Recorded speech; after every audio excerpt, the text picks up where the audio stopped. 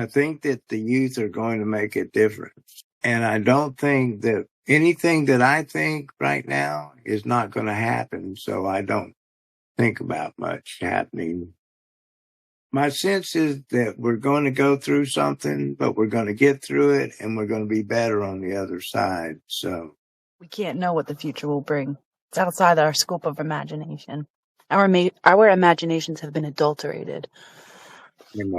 I was talking to my friend Christopher last night, and he started out talking about a startup to decentralize a competitor to Amazon and all those different companies and it's funny, it was like these two people were government employees and they got the early option, they took it. So they're building this thing up. The problem I feel like is that we have to get rid of money because if you're building a competitor to Amazon, now you just got two of them. Now you're the same thing. You're just the other one, and it's like people are still going to suffer and people are still going to be considered slaves. And I want us all to wake up. We have been lied to. I'm saying this to you all right now. We are not the slaves. We are the batteries. We are the power source. We are not the slaves. They make us think we're the slaves to the system, right? Oh, we're just slaves to the system. We're the batteries. We're making this shit run and we could stop it at any time. And every single one of us, the 4 people watching, me, NTC, us 6 people, we're all doing our own little part. My part is no longer feeding the landlords, right? My part is my paycheck is my own. I don't have to give it to the banks or the landlords. And TC is gathering people who are like-minded and all think the same way. We're all vibrating at the same level and raising the vibrations, and that's what we're doing here. Everybody, just so you know, we are not the slaves. We are the power to this whole thing, and we could shut it the fuck down if we wanted to.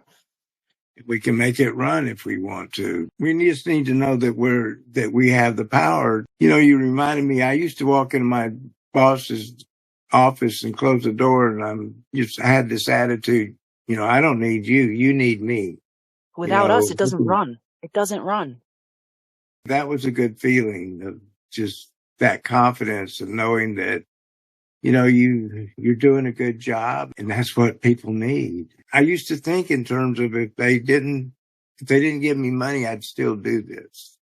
That's right. Well, if you could just be fed and have your housing taken care of, then you could just do what you want. Right. And enjoy yourself.